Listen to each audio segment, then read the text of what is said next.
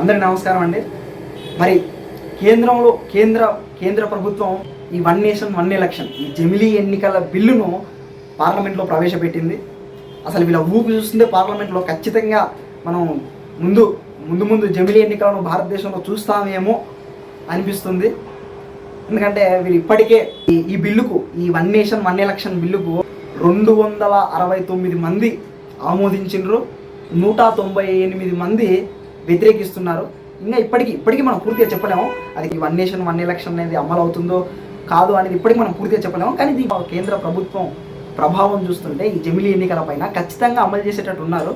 ఇప్పటికే ఈ జమిలీ ఎన్నికలను ప్రధాన ప్రతిపక్ష పార్టీ కేంద్రంలో అయినటువంటి కాంగ్రెస్ పార్టీ దీన్ని వ్యతిరేకిస్తుంది. తమిళనాడులో DMK party, Dravida Munnetra Kazhagam party, MIM party, Samajwadi party లాంటి బలమైనటువంటి పార్టీలు ఈ జమిలీ ఎన్నికలను వ్యతిరేకిస్తున్నాయి. మన ఆంధ్రాలోనేమో ఈ వైఎస్ఆర్సీపీ పార్టీ, టీడీపీ పార్టీ జమిలీ ఎన్నికలకు ఆమోదిస్తున్నాయి జమిలీ ఎన్నికలను. కాబట్టి ఇవి జరుగుతుంది ప్రస్తుతం. కానీ ఇవన్నీ చూస్తూ ఉంటే ఏంటంటే కేంద్ర ప్రభుత్వం యొక్క ప్రభావం చూస్తుంటే ఈ జమిలీ ఎన్నికల పైన ఖచ్చితంగా ఆమోదించేటట్టే ఉన్నారు. అసలు దీనికంటే ఫస్ట్ మనం అసలు ఈ జమిలీ ఎన్నికలు ఏదో వాళ్ళ మంచి ఉద్దేశంతోనే జమిలీ ఎన్నికలను ప్రవేశపెట్టుండొచ్చు. అసలు ఫస్ట్ ఈ జమిలీ ఎన్నికలు భారతదేశంలో కొత్త ఏం కాదు. స్వతంత్రం వచ్చినప్పుడు మొదట 3-4 ఎన్నికలు ఈ జమిలీ ఎన్నికలతోనే జరిగాయి. కానీ ఫస్ట్ మరి ఎందుకు దాన్ని ఆపేసి అసెంబ్లీకి ఒకసారి, పార్లమెంట్కి ఒకసారి పెట్టారు? అప్పుడు అసలు అలాగే కొనసాగాలి కదా, ఎందుకు ఆపేశారు? ఆ ప్రశ్న రావాలి ఫస్ట్ మనకి ఈ జమిలీ ఎన్నికల విషయంలో 2 ప్రశ్నలు రావాలి. అసలు ఇది సాధ్యమేనా? కేంద్రంలో ఈ కేంద్ర ప్రభుత్వం యొక్క ప్రభావం చూస్తుంటే వాళ్ళు మంచి ఊపిన ఉంటారు, ఖచ్చితంగా అమలు చేసేటట్టు ఉన్నారు, సాధ్యం అయ్యేటట్టు అనిపిస్తుంది. కానీ కొంచెం వ్యతిరేకత కూడా వస్తుంది. చూడాలి మరి అమలు చేస్తారో చేయరో. రాజ్యాంగ సవరణలు చేయాలి, 2 రాజ్యాంగ సవరణలు. ఇంకో ప్రశ్న, అసలు ఇది అవసరమా? జమిలీ ఎన్నికలు భారతదేశంలో అవసరమా అనేది చూస్తే నా దృష్టిలో అవసరం లేదు. జమిలీ ఎన్నికలు అవసరం లేదు. ఎందుకు అవసరం లేదంటే ఇప్పటికీ భారతదేశంలో అసలు ఓటు అంటే ఏంటో అర్థం కాని వ్యవస్థలో 70% మంది ఉన్నారు.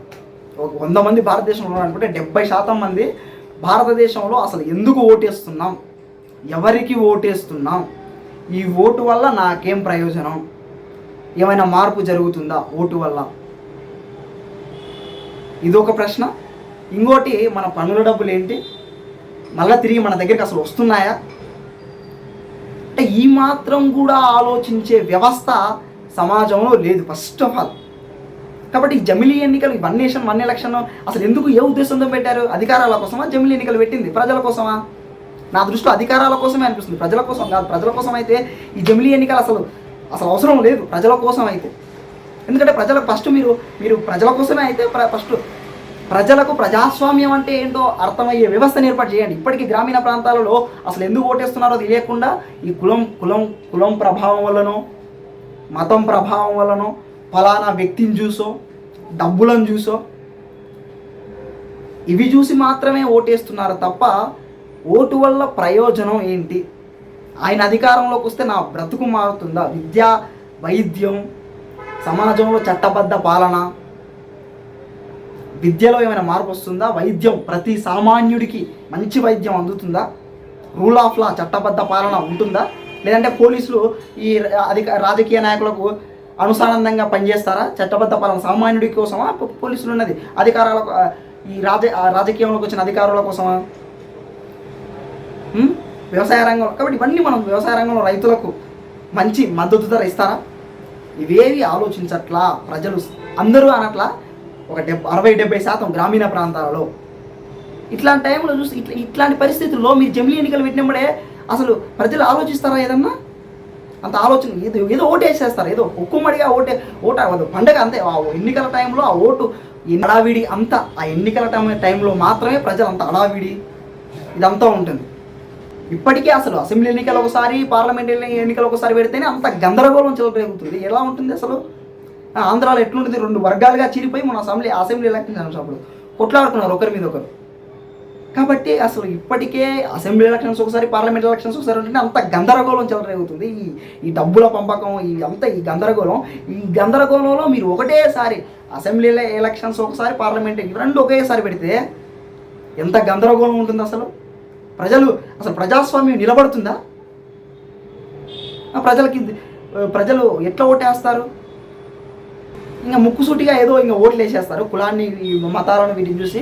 ఇంకా జాతీయ పార్టీలకు ఒక్కదానికే ప్రభావం ఉంటుంది, ప్రాంతీయ పార్టీలను తీసేస్తారు.